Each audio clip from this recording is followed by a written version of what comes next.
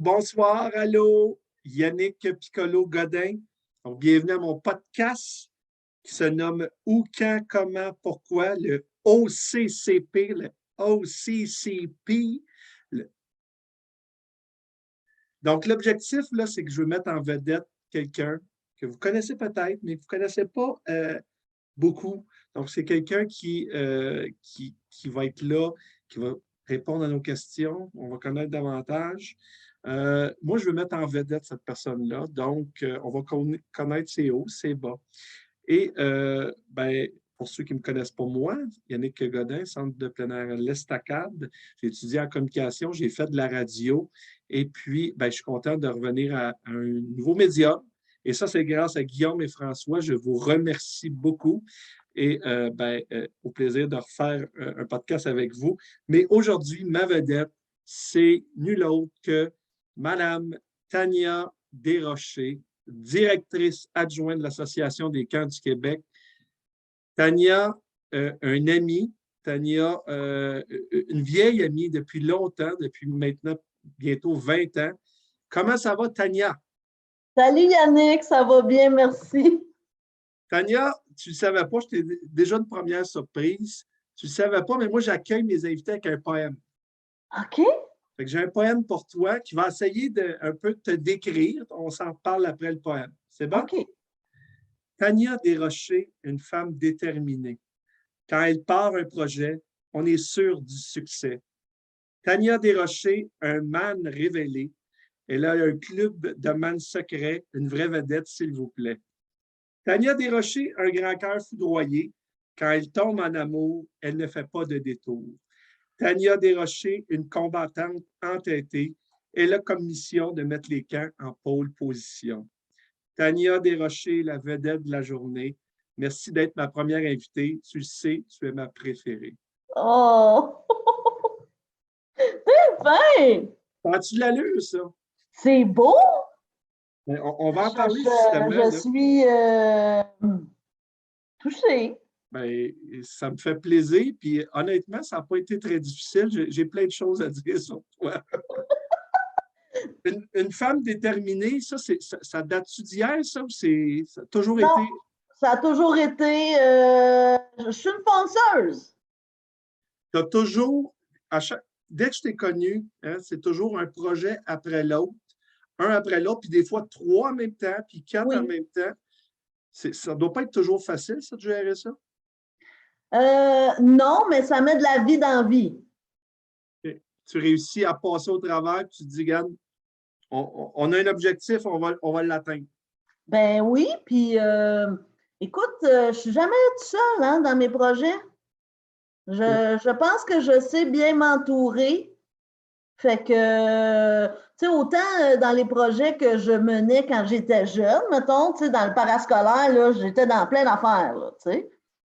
Autant que dans mes projets professionnels que vous autres, vous me connaissez. Mais avant aussi, là, tu sais, je m'occupais d'une maison de jeunes, il y avait comme plein d'affaires tout le temps, là.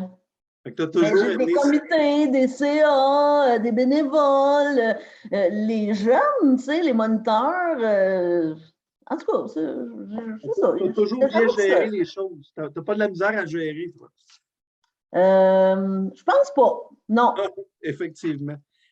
J'ai dit dans mon PN les men. Bon, là c'est comme un club select. Là, il y a des gens qui entendent parler de ça au congrès. Là. Je le sais. Mettons que tu nous expliques ça pour ceux qui ne connaissent pas. C'est qui ça, les man? OK. Parce que moi, ça fait bien longtemps que je dis hey man dans la vie. Hey man, puis check ça man, puis viens ici man, puis c'est comme un patois dans ma façon de m'exprimer depuis longtemps.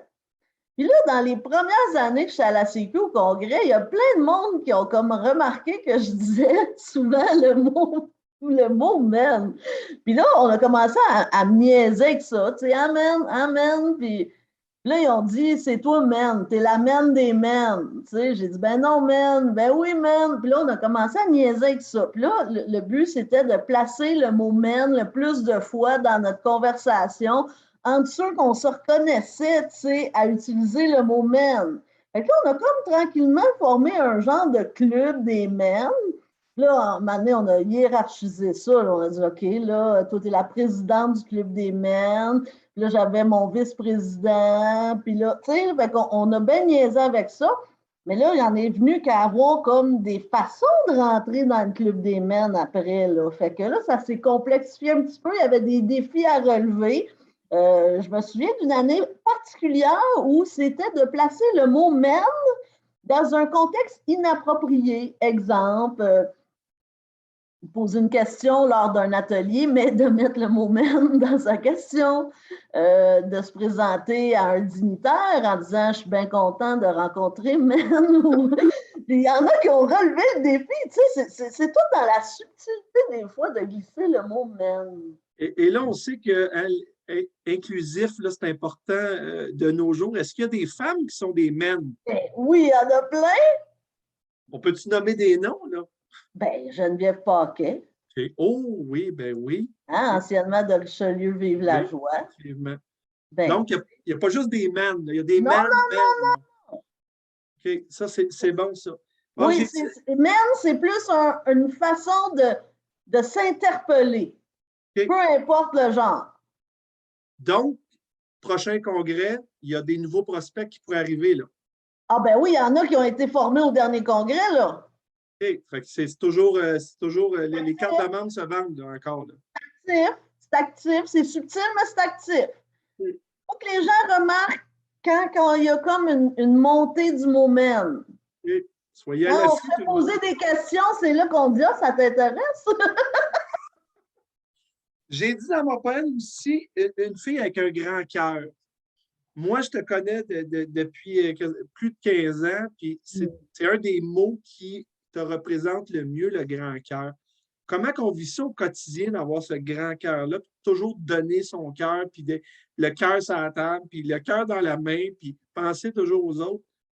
Ça doit être émotivement difficile des fois. C'est pas difficile, c'est prenant. C'est beaucoup de passion, je te dirais. Tu sais, moi, j'aime le monde. J'aime les gens. Puis j'ai toujours... Ma soeur, elle m'a dit ça un jour. Elle dit, Tania, elle dit, une de tes plus belles qualités, c'est d'aimer les gens tels qu'ils sont puis de faire ressortir le meilleur en eux. Okay. Fait que, moi, n'importe qui que je rencontre, ça va être un peu ça, ma façon de faire. Tu sais, c'est comme inscrit dans mes gènes. Question difficile peut-être. Ça arrive probablement qu'il y a des gens que tu blaires moins, que c'est plus difficile. Comment tu gères ça lorsque ça arrive? Avec détachement, le plus possible. On peut mets ton cœur de côté.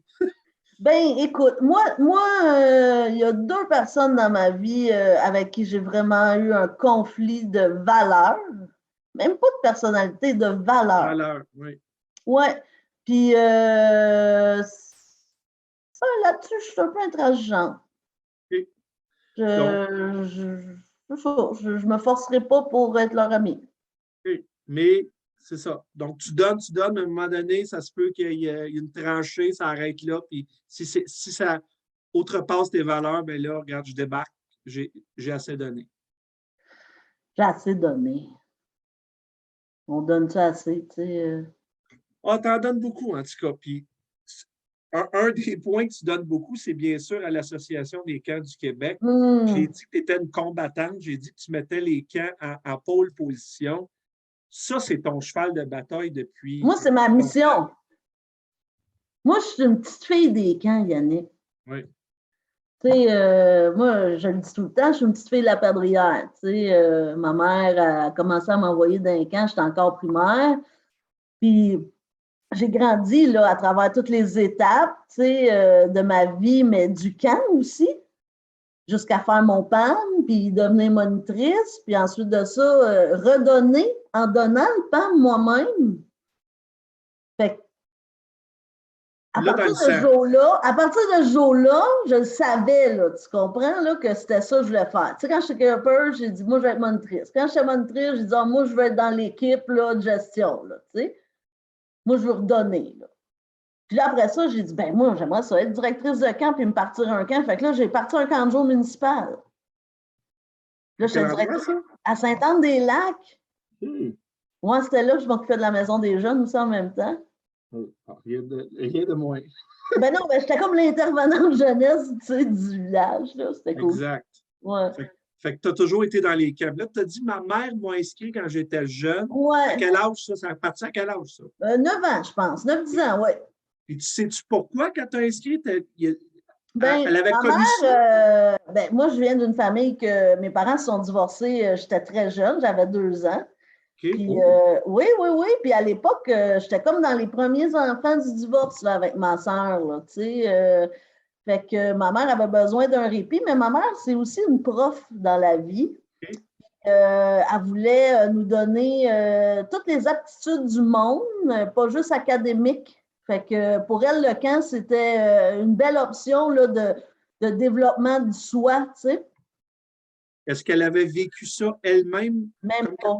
Non, elle s'est dit ça, Mais ça peut elle être. était à l'affût de qu'est-ce qui est bon pour les jeunes, tu sais. Puis elle nous a même envoyé, tu sais, ma mère était monoparentale, avec un budget moyen, là, tu sais. Je viens pas d'une grosse classe sociale, là. Puis, écoute, elle se faisait un devoir de ramasser des sous toute l'année, là, pour nous envoyer au camp. Je me rappelle, une année, elle n'avait pas les sous. Hey, on braillait, Aïe, aïe, aïe. ma soeur puis moi. Quoi, pas aller au camp, tu sais, c'était comme...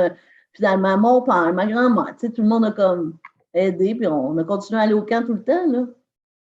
Restons quand tu étais jeune. Là. Ouais. Moi, je connais la Tania d'aujourd'hui, là, Ouais. début trentaine. Mais comment était la Tania à 7, 8 ans? Caractère, façon d'être? Un caractère facile, enjoué, euh, curieuse, Fait que tu étais une campeuse. avide d'essayer des choses. Je sais, ma mère, elle m'inscrivait tout le temps à plein de cours, puis j'étais tout le temps heureuse d'essayer plein d'affaires. Fait Je que fais tu de étais la une céramique, de campeuse la modèle. peinture, de la danse, j'ai fait du judo, de la natation, des émaux sur cuivre. J'ai essayé plein d'affaires quand j'étais jeune, moi.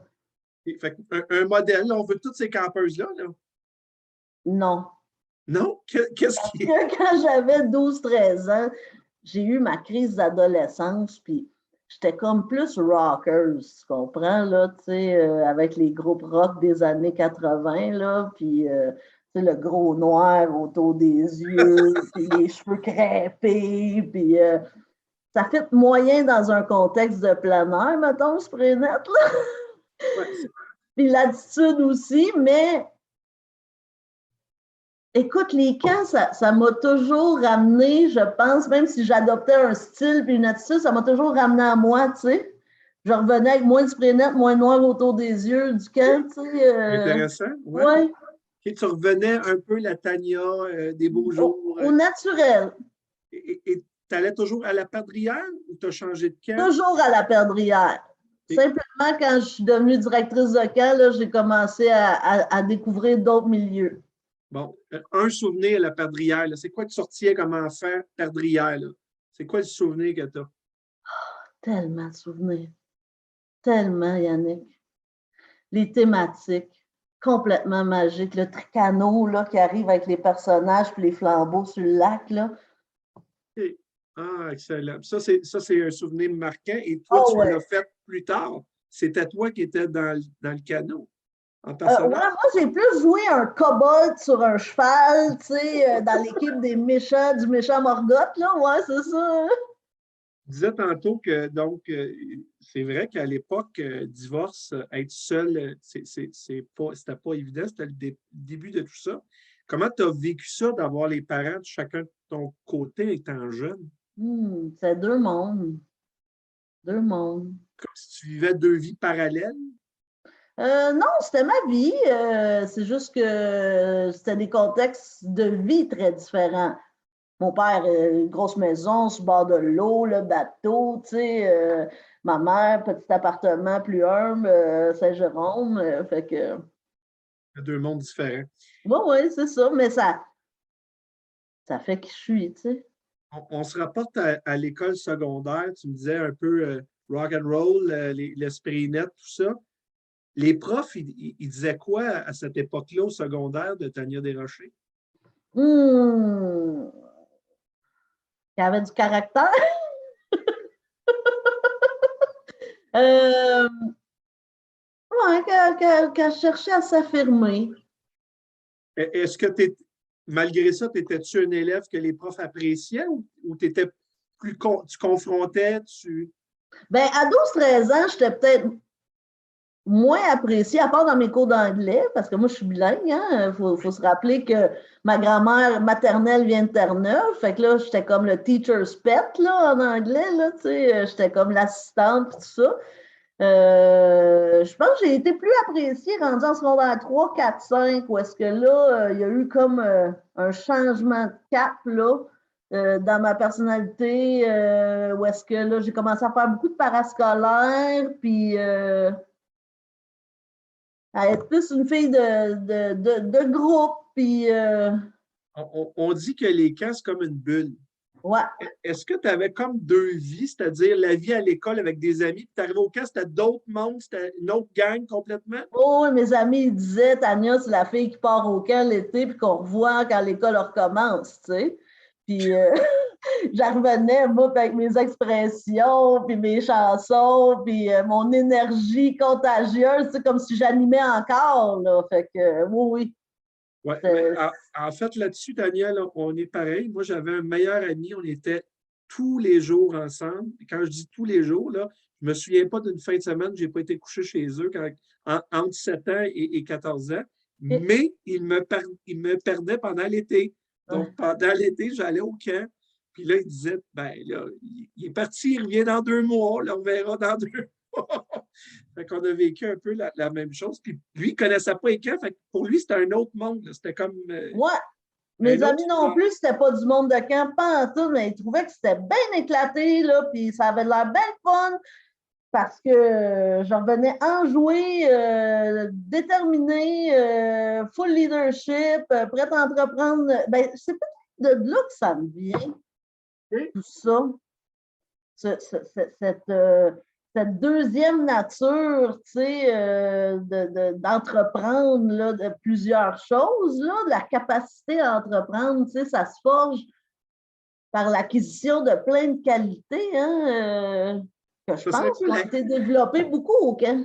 ça serait quoi la qualité que tu dis là? Tu sais, je ne l'avais pas nécessairement au départ, mais les camps m'ont permis Mm. de vraiment la découvrir. Puis maintenant, ça fait partie de moi. Là, tu sais, je l'ai acquis au camp, cette qualité-là. La confiance en moi. OK?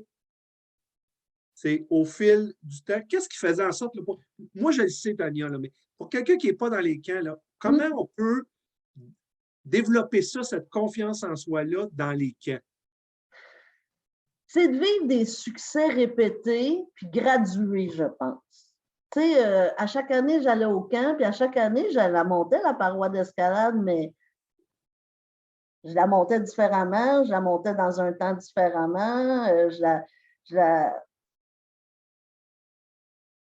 la percevais différemment, j'étais différente dans mon corps aussi, fait que j'apprenais à bouger différemment. Tu sais, quand tu fais quelque chose, puis tu réussis, puis que tu leur... Là, tu as plus confiance que tu vas réussir quand tu vas le refaire. Mm-hmm. Fait que le désir de le répéter va engendrer cette confiance-là supplémentaire. Tu sais, c'est comme... Je ne sais pas si je l'explique bien. Oui, c'est bien expliqué. Un parent là, qui hésite là, à inscrire son enfant dans un Ouais, camp, là, tu lui dis quoi pour le convaincre? lâche prise. Okay? Tu penses que ça vient, tu sais, il dit, OK, mettons, OK, tu lui dis ça, il dit, non, non, c'est pas moi, là. Moi, je veux l'envoyer, c'est elle ou lui qui veut pas y aller, là. Et, écoute, je pense qu'il y a des façons de présenter différentes aventures aux enfants puis aux jeunes de façon à ce que ça pique leur curiosité. Je pense que ça, c'est important de semer une espèce d'attraction, va voir, là, tu sais, par toi-même. Mais le lâche-prise, il me vient plus du fait de cultiver des peurs. Tu sais, ah, mais là, il ne faudrait pas que ci, il ne faudrait pas que ça. Faut lâcher prise, puis plutôt dire, hey, il pourrait arriver ci, puis il pourrait arriver ça de bien. Tu sais, va Ce qui doit, voir. ce qu'il faut expliquer, c'est que, tu sais, pour ceux qui sont moins familiers avec les camps ne sont pas tous pareils. Hein. Tu peux aller Non, chercher tellement de thèmes, tu sais, chacun a des passions. Donc, allez voir, il y a des camps oui, pour tous les jeunes, là, dans le fond. oui, Là. tout à Puis, fait. ça se peut qu'à la fin, l'enfant, il n'aime pas ça, le camp, mais de l'essayer, hein, c'est comme n'importe quoi, de l'essayer, des fois, tu peux tomber en amour, puis tu ne t'attendais pas à ça. Tu sais, c'est comme un voyage, hein, aller au camp. Oui. Le camp de vacances, c'est comme un voyage. Tu sais, la première fois qu'on part, on est insécure un peu, là, comme la première fois qu'on prend l'avion, puis qu'on vit avec le petit bagage qu'on a, puis on ne sait pas trop quelles aventures au quotidien nous attendent, là, mais on sort toujours grandi d'un voyage. Effectivement. Et des fois, tu te dis, ben, c'est correct, mais je n'y retournerai pas. Mais je l'ai C'est ça, essayé. c'est ça. M'enchaîner un autre voyage, une autre Exact. destination, c'est Je vais ça. aller ailleurs. Puis le camp de jour, ben, moi, je trouve que c'est comme des défis au quotidien qui sont proposés aux jeunes. Je trouve qu'il faut le voir vraiment comme un lieu d'appartenance dans sa communauté l'été. Fait que, Oui, puis ça permet, je trouve aussi, tu sais, moi, je suis un enfant de Kanjo, là, j'ai été toute ma jeunesse au Kanjo. Ça permet de montrer une autre facette. Tu sais, à l'école, tout le monde est dans une boîte. Ah, Yannick, t'es comme ça. Tania, t'es comme ça. Quand tu arrives au camp, ils te voient sur une autre facette. Puis là, moi, ça me permettait, tu sais, tu disais confiance en toi. Ben moi, je pourrais dire qu'au primaire, je m'aurais donné 2 sur 10 à ma confiance en moi. Mais au fil du temps d'aller dans les camps, ben, je suis arrivé au secondaire, puis je suis arrivé avec une confiance que j'ai développée dans les camps parce que je vivais des réussites, comme tu as dit. Puis aussi, ils me voyaient d'une autre façon parce qu'à l'école, tu sais, veux pas, faut que tu rentres dans le moule, puis tu es comme ça. Alors qu'au camp, on peut montrer d'autres choses. Puis ça m'a permis. Mais des amis à l'école qui n'étaient pas avec moi, ils me voyaient au camp et disaient, ben écoute, on s'entend bien. Ben oui, parce que c'est dans un autre milieu, c'est une autre vie dans le fond. Mais après ça, tu peux combiner les deux, tu sais. oui, oui, puis je pense que ça fait en sorte que on devient des personnes peut-être plus colorées, tu sais, de teintées de toutes ces expériences-là. Là. Avec un éventail de plein de choses. On peut montrer un petit peu plus de choses. Oui, c'est ça. Tu sais, dans les camps, on dit qu'il y a des animateurs qui sont des leaders silencieux, des bons suiveurs, celui qui est en arrière. Tu étais comment, toi, dans les camps? Tu étais quel type d'animatrice? Très dynamique. Toujours en avant. Non, c'était Non? pas moi qui étais toujours en avant. Okay. Il y en avait, là, tu sais, des vedettes, là, tu sais, du rassemblement, puis qui partaient les tunes, tout ça. Moi, j'étais celle qui appuyait de façon très dynamique. Avec mon équipe, j'étais vraiment une leader. Puis je trouvais une façon d'impliquer comme tous les participants. Mais mettons, en grand groupe, là, j'étais la dynamique qui appuyait la vedette. Tania, pour ceux qui te connaissent moins, ils ne diront pas, mais ceux qui te connaissent vont dire, elle est toujours le pied dans le fond, 110 000 à l'heure. Tu sais, ça ride tout le temps. Comment tu faisais dans un camp pour avoir. Est-ce que tu avais toujours le pied dans le fond puis ton énergie, tu étais capable de la renouveler? Comment tu faisais pour gérer ça? Ben, j'arrivais toujours, tu sais, au séjour 4, là, avec un amygdalite. Ah, bon. Tu sais, j'étais brûlée rendu là. Rendu au mois d'août, là, j'étais brûlée. Et fait que tu finissais ça à la fesse un peu. Un petit peu. Un petit peu. Ouais, mais tu sais, c'était comme. J'aimais, moi, déployer tout pour chaque séjour, tu sais, Oui. c'est pas. Mais maintenant, il manquait de gaz. Oui, ce qu'on se dit, hein, c'est que nous, on est là toutes les semaines, mais les enfants, ils viennent d'une semaine. Fait que tu veux toujours montrer ton meilleur côté, c'est ça qui arrive. C'est ça, c'est ça. Ouais. Moi, j'en ai connu qui avait extinction de voix, c'était sûr, en plein milieu de l'été. Il ne parlait plus pendant une semaine, fait qu'il faisait des mimes à la 4e semaine. Hein, On compense autrement. Exact. Hey, qu'est-ce qui t'a amené à l'ACQ, là? Comment c'est arrivé, ça, l'ACQ? Ben, c'est un peu dans le continuum de la petite fille qui était campeuse qui dit moi un jour je vais être monitrice, tu sais, puis moi un jour je vais être dans l'équipe de gestion, puis un jour je vais avoir parti mon petit camp, tu sais. Ben, un jour, j'ai dit, moi, je vais travailler à la Sécu. Puis là, mon père, tu sais, il m'a dit, ben là, va falloir que tu sortes des camps un jour, puis tu trouves une vraie job. Hein? Fait que là, j'étais à l'université dans ce temps-là, puis j'étudiais en gestion de projet de développement organisationnel, là, en psychosociologie de la communication. Tabaslac. Oui, oui, c'est cela. Un bac là-dedans, c'est plein, c'est multidisciplinaire, mettons. Puis, je voulais aller faire de la gestion, tu sais. Puis là, à un moment donné, un mois passe après ton bac, tu cherches une job. 2 mois, 3 mois. Tout le temps, la flamme hein, de l'animation qui t'appelle. Tu fais des petits contrats un peu autour de ce qui t'habite depuis longtemps. Puis maintenant, tu tombes sur une offre d'emploi sur Emploi Québec. Oh oui!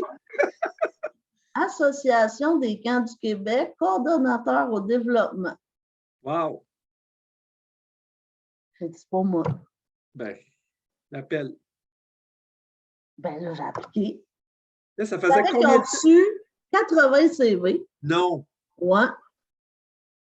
On était peut-être 3 ou 4 à la fin retenus en deuxième entrevue, puis je l'ai eu.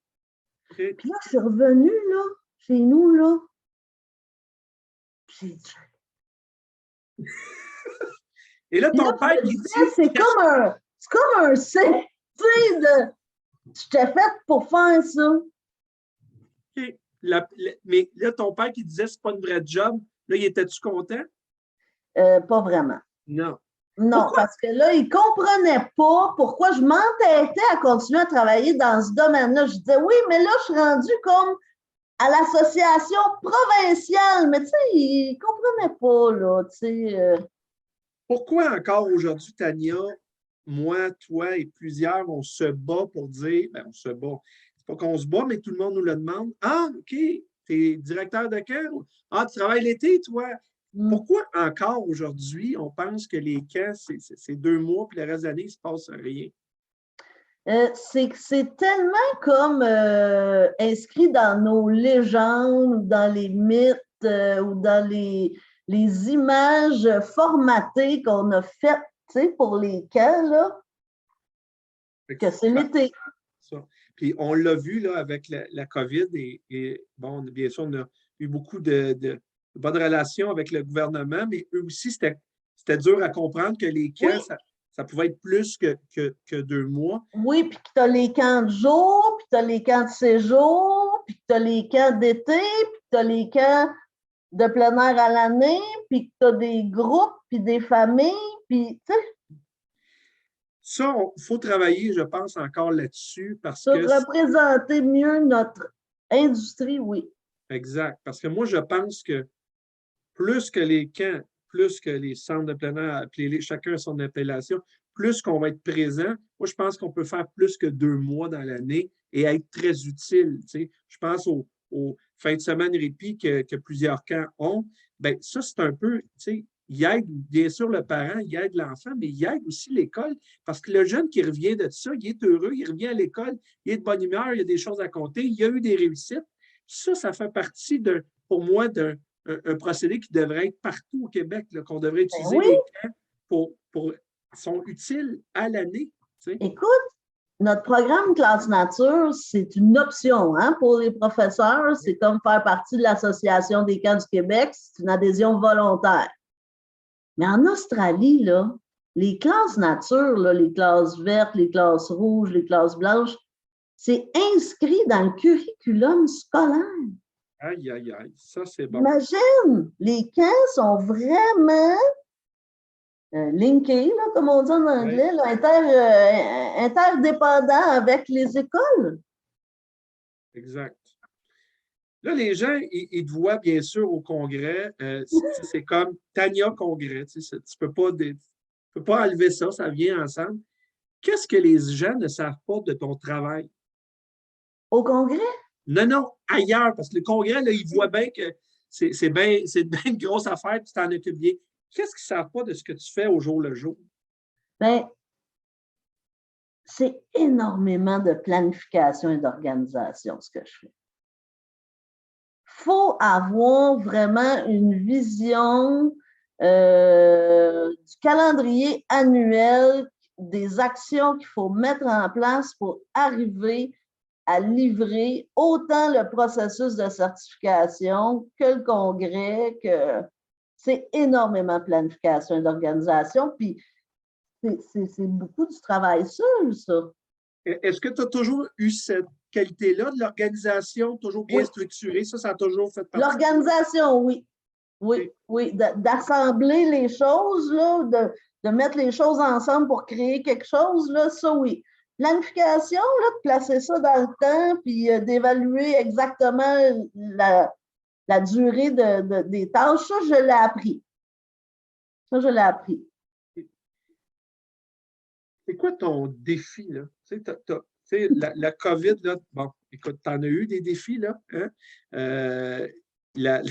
Toutes les règles sanitaires, de mettre ça en place, des protocoles, tout ça.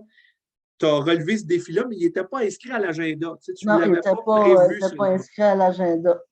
Mais mettons qu'on regarde les 10 prochaines années, là, ce serait quoi le défi que tu dis ça, il faut que je relève ça, ce défi-là? Bien, c'est l'implantation du volet philanthropique à la Sécu, moi, qui est mon nouveau défi, puis qui va l'être pour les prochaines années, je crois. Pourquoi? Qu'est-ce qui est important là-dedans? Explique-nous ça. Là. Moi, je t'écoute. Là, je suis un gars qui a bien de l'argent. Là. Pourquoi c'est important d'aider les gens? Qu'est-ce que tu veux apporter avec ça? Moi, je veux que tous les enfants, puis toutes les familles, puis tous les individus qui sont dans le besoin, là, que ce soit parce qu'ils ont un besoin particulier ou qu'ils soient plus vulnérables ou marginalisés dans notre société, je veux que tout le monde ait accès à ça, un séjour en camp. J'aimerais ça que ça soit comme universel parce que ça fait tellement de bien au niveau du développement de l'individu, mais ultimement, ça forme des meilleurs citoyens. Tu sais. J'y crois profondément. Je pense que si on était plus à travailler, être en situation de travail d'équipe très jeune, en situation de partage, d'ouverture aux différences, puis de grandir avec ces concepts-là, puis ces défis-là, puis de les intégrer, je pense qu'on serait une société bien meilleure, bien plus forte. Puis je sais que dans les camps, on travaille beaucoup ça, le savoir-être et le savoir-être avec. Hein? Effectivement. Fait que j'aimerais ça que tout le monde puisse avoir accès à ça. Fait que pour moi, de travailler sur le volet donner au camp pour qu'il soit encore là, puis qu'il puisse rendre l'aventure accessible à encore plus de gens, c'est vraiment ça qui est important. C'est un point tellement important, Tania, ce que tu viens de dire, parce que l'accessibilité au camp, on pense que c'est tout le monde qui peut venir au camp, mais on sait que, bon, il y a une question monétaire, hein, donc, bien sûr, ceux qui ont de l'argent, bien, tant mieux pour eux, ils peuvent plus facilement avoir accès. Bien sûr, les gens plus défavorisés, heureusement, il y a des programmes. Tu as parti Destination Camp. Je ne sais pas si tu veux en parler un peu. Encore, il est sur le point 2. On travaille fort là-dessus. Donc, ça va permettre à des gens. Explique-les, Tania. Destination Camp, c'est un projet qui est arrivé à la Sécu par un donateur qui nous a approchés finalement avec l'envie d'étendre son aide. Lui avait déjà envoyé quelques jeunes dans les camps, dont sa propre fille, qui a même fini monitrice dans l'équipe de gestion de son camp. Puis il a vu les bienfaits de tout ça. Fait que là, il a payé une couple d'autres séjours à d'autres jeunes. Puis là, il avait envie d'étendre son aide. Fait qu'il a approché l'association des camps. Puis il a dit, déposez-moi un projet. Il dit, moi, je veux financer des séjours. OK. Fait que j'ai écrit un projet. J'ai dit, comment ça peut s'appeler cette affaire-là? Il faut que ça touche tous les camps, que ça soit ouvert à tout le monde, tu sais. Pour moi, le camp, c'est ça. C'est une belle destination, tu sais. Fait que d'où vient le mot destination, camp? Puis le mot camp, je l'ai comme décliné, là, comme un acronyme en confiance, autonomie, motivation, persévérance. Toutes des choses qu'on réussit à développer, tu sais, en allant au camp. Il y a d'autres choses aussi, mais regarde, pour pour les biens de la cause du mot, il a fallu choisir certaines qualités. Mais bref, le projet va voir le jour dans les prochaines semaines, va permettre au camp de donner des places, de recevoir ces jeunes-là, qui, eux, n'auront pas à se soucier des frais. Fait que c'est des places déjà comblées pour les camps. Puis en plus, ils vont recevoir du bonus. Nous autres, on veut aider les camps à être encore plus intentionnels dans leur façon d'approcher leur clientèle. Qu'est-ce qu'on fait au camp? Qu'est-ce qu'on veut transmettre au camp? On ne joue pas pour jouer. Des fois, oui, puis c'est le fun, là. Mais il y a des raisons d'éducation en quelque part derrière tout ça, tu sais. On développe des outils puis des jeux, tu sais, qui nous permettent finalement d'amener nos jeunes à mieux se connaître, à se découvrir des aptitudes, puis à comprendre comment ils peuvent mettre ça en place dans leur vie, là. Bien, c'est un super beau projet, Tania. J'ai hâte que les camps puissent adhérer à ça. En parler des heures. Exact. Mais on revient à l'accessibilité, tu sais. Ouais. Et souvent, tu sais, moi, la réflexion, puis en fin de semaine, j'étais avec des couples d'amis qui sont dans la classe moyenne, tu sais. Ouais. Ils ont de l'argent, mais, tu sais, ils ne vivent pas au-dessus de leurs moyens.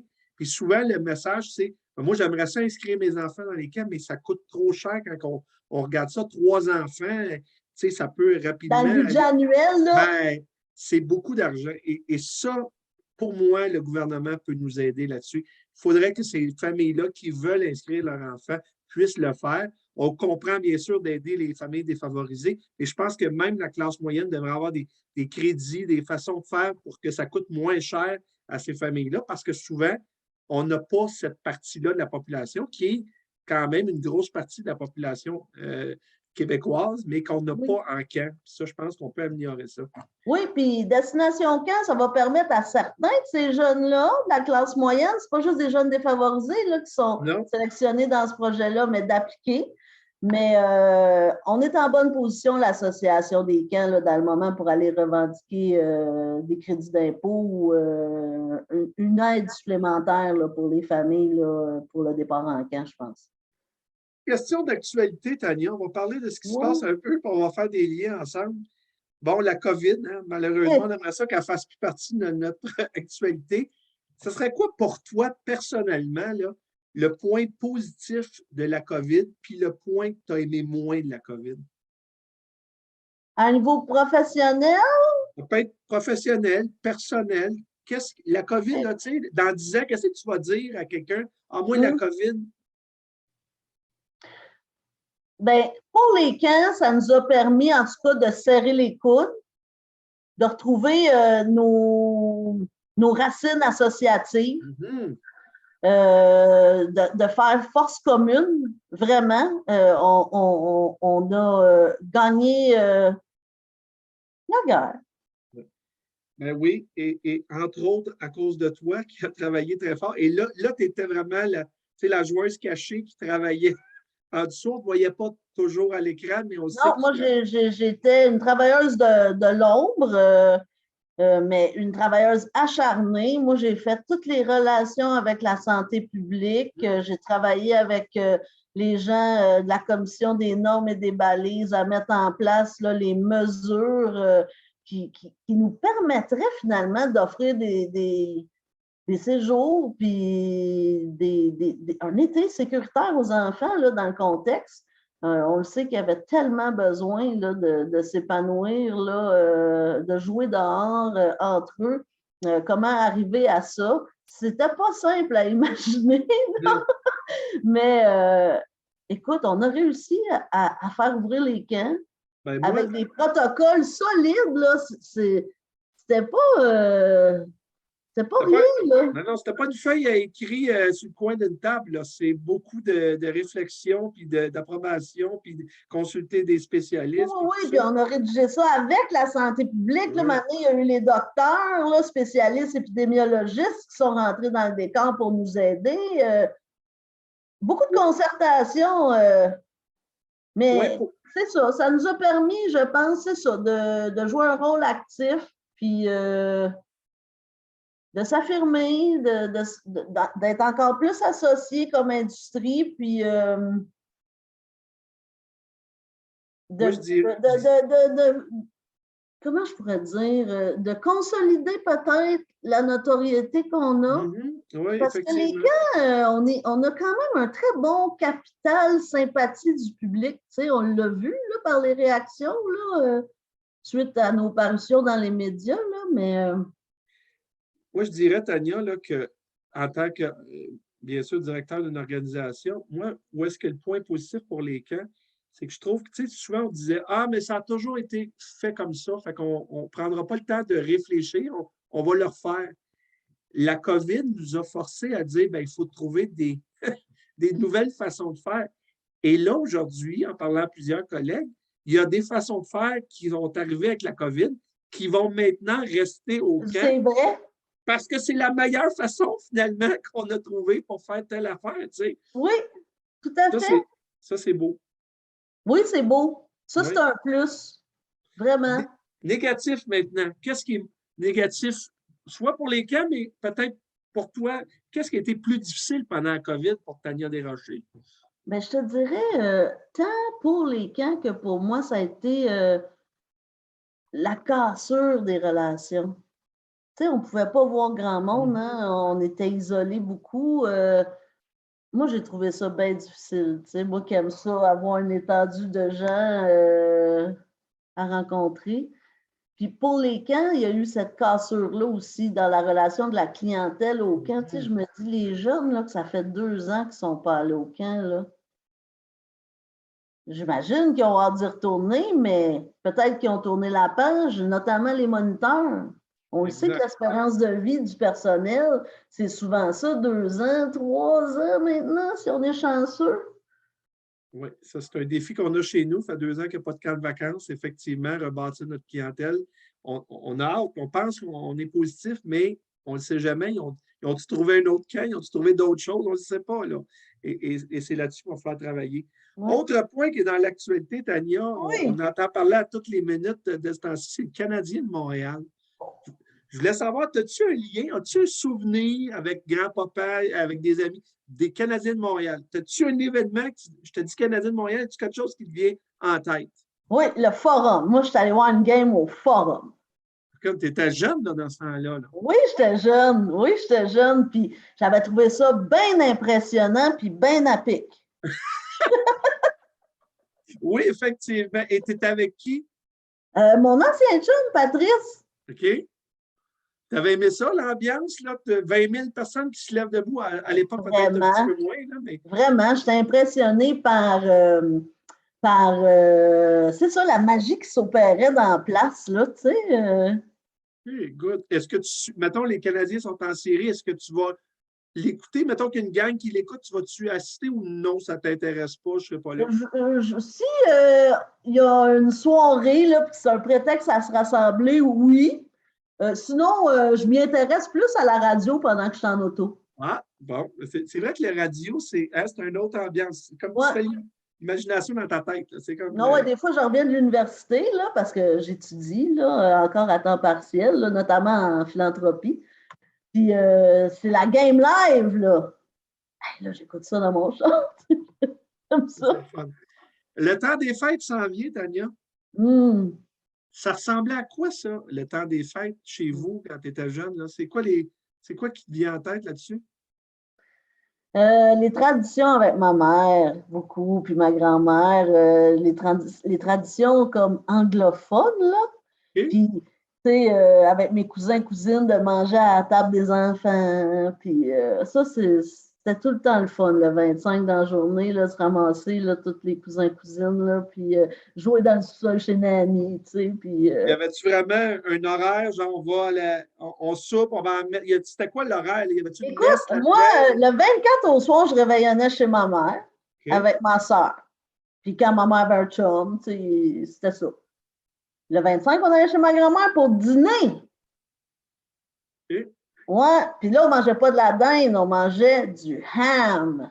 Oh, qu'est-ce que c'est ça? Jambon! OK. Ouais, on mangeait de la tarte aux cerises, au bleuet, au citron, tout le monde avait sa préférée. Nanny, elle faisait de la farce, le nanny stuffing, là, il était bon. Oh, Pas à wow. peu près. Ouais, ça, c'était vraiment cool. Puis on regardait les albums photos. Tu sais, c'était ça. Puis après ça, je m'en allais chez mon père le soir. Puis là, on se retrouvait avec la famille des Rochers. Mais nous autres, du côté paternel, ça a été plus le jour de l'an, le 31. Puis ça tient encore, si la situation sanitaire le permet, c'est moi qui vais recevoir les Desrochers cette année. On n'est pas une grosse famille, on est 20 en tout, mais C'est justement ma prochaine question. Qu'est-ce que tu as gardé de tes fêtes familiales étant jeune maintenant que tu fais toi-même? Qu'est-ce que tu reproduis? mon sapin de Noël en écoutant de la musique de Noël, OK? ça, c'est un must. La cuisine, faire la cuisine, beaucoup. Le jambon à ma grand-mère, tu sais, ça, c'est... Fait que c'est un beau temps. Ça te rappelle de plein de beaux souvenirs. Ah ouais, puis le jour de l'an, on faisait souvent un feu dehors. Mon père partait un feu, puis on se ramassait affamés dehors. Fait qu'on va sûrement organiser de quoi, là, si on peut cette année comme ça. Good. Ah, un feu dehors, hein? Ça, c'est tellement le fun, paisible. Tout le monde est là, c'est rassembleur. Mm. Dernier point d'actualité. Dernièrement, bon, je fais un lien avec le Canadien, mais on va parler d'autres choses aussi. Carey Price est Ouais. sorti pour dire, bon, avait des problèmes de santé mentale. On vient aux Olympiques, il y avait des athlètes qui n'ont pas compétitionné parce qu'il y avait des problèmes de santé mentale. Dans les camps, on en voit de plus en plus, que ce soit au niveau des animateurs, des enfants. Toi, la santé mentale, c'est quelque chose qui a été dans ta vie.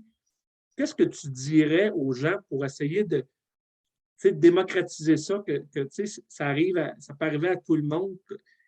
Qu'est-ce que Mm. tu peux nous dire là-dessus? Ben, moi, j'ai connu, tu sais, comme tu dis, tu sais, un épisode, tu sais, où j'ai eu des problèmes de santé mentale, en fait, tu sais, plus la dépression, suite à des événements tragiques dans ma vie. Puis, c'est pas quelque chose qui arrive du jour au lendemain non plus. Tu sais, moi, oui, il y a eu des déclencheurs solides, mais il y avait des précurseurs, tu sais, des prémices là, à ça. Là, tu sais, faut être attentif à soi, vraiment. Justement, ouais, c'est ça que je trouve important. Comment qu'on sent? Là, on sent que ça va un peu moins bien. C'est quoi le sentiment qu'on a? C'est-tu quelque part de la honte? Tu dis, j'en parlerai pas, je veux pas que les gens savent ça. On se reclue sur soi-même. Comment tu as vécu ce bout-là, toi? C'est une grande solitude, une grande confusion intérieure aussi. Grande confusion intérieure. Les idées, les sentiments se bousculent. Euh, peur de perdre le contrôle. Tristesse. Et comment toi, tu t'en es sorti? C'était quoi les étapes que tu as faites? Tu as demandé de l'aide? C'est quelqu'un qui est venu te chercher, qui voyait que tu n'allais pas bien. Comment ça s'est dénoué? Je dirais tout ça. Tu sais, autant moi, je le sentais que mon entourage voyait des signes. Il a fallu que je consulte, même prendre la médication. Puis quand j'ai consulté en psychothérapie aussi pour mieux comprendre les mécanismes qui m'ont drainé, tu sais, finalement. Là. Et est-ce que tu dirais qu'aujourd'hui, avec tout ce que tu as entrepris, tu es capable, tu disais tantôt, on le voit venir un peu. Est-ce qu'on est capable maintenant, il y a comme un fil qui fait, oh, attention, je sens qu'il y a quelque chose qui s'en vient? Oui, tout à fait. On est beaucoup plus à l'écoute de soi. Puis, on ne veut plus jamais que ça nous arrive. Mm-hmm. On veut plus jamais. Parce que c'est tellement souffrant. Ça, je le dis à tout le monde. Là, si vous avez quelqu'un dans votre entourage là, qui ne se sent pas bien, là, il est vraiment en souffrance. Intérieur, là, ça fait mal. Ça fait mal dans le cœur. Et qu'est-ce qu'on fait, là, justement, là, on sent qu'un ami, un parent, ça ne va pas bien. Ce serait quoi le conseil que tu dirais à ces gens-là? C'est-tu d'appeler quelqu'un de spécialisé? C'est-tu d'être juste à l'écoute de ça? C'est quoi tu dirais conseil?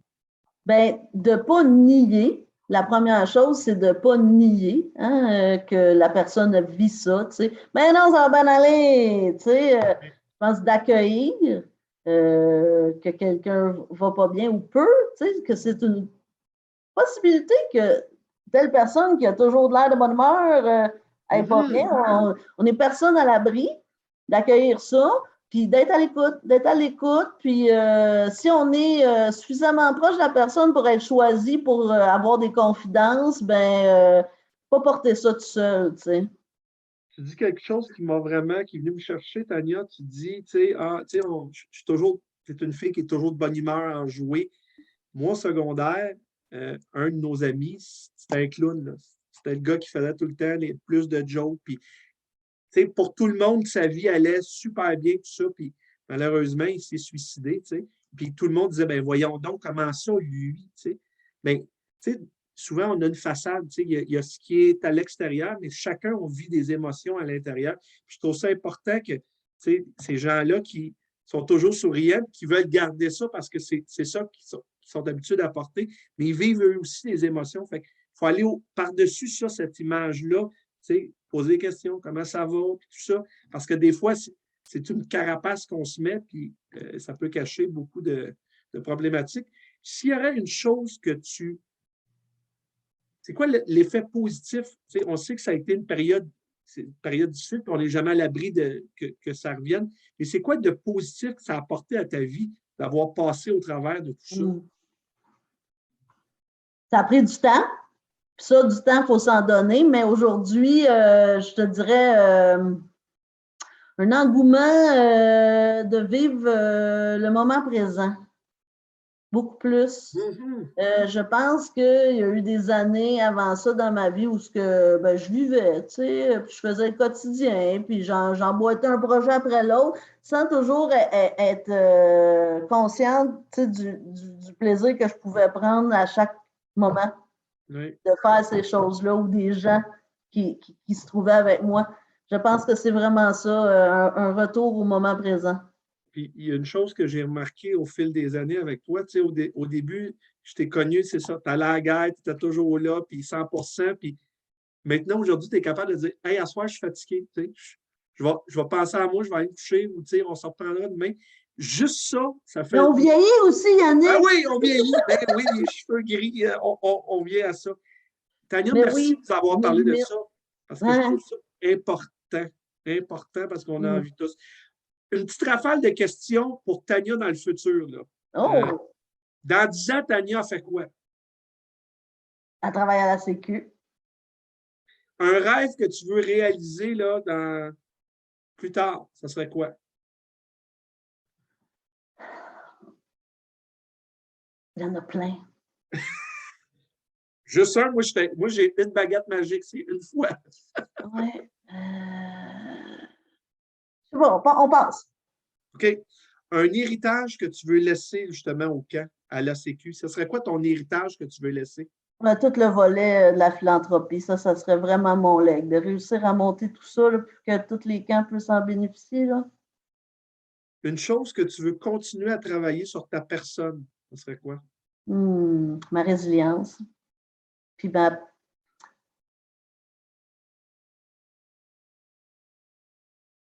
résilience. Tania, tu as été un amour comme toujours. Ça a passé vite, là. Merci beaucoup d'avoir passé au travers un peu de ta vie. Et effectivement, on voit par tout ça que pour moi, tu es une vedette. Tu es quelqu'un qui est vraiment un icône pour moi dans l'Association des camps du Québec. Tu es toujours là pour nous, pour améliorer les choses et surtout, tu es tellement humaine. Effectivement, à ta présence, on se sent bien, on se sent soi-même, on ne se sent pas jugé. Tu es capable d'être comme ça avec tout le monde. Tania, merci beaucoup. Je suis très content d'avoir fait la première émission avec toi. Et puis, je te dis à bientôt. Ben oui, puis je t'en souhaite plein de belles autres rencontres comme ça. C'était le fun, merci. Donc, merci et on se revoit au prochain podcast. Merci. Salut, gang. Bye.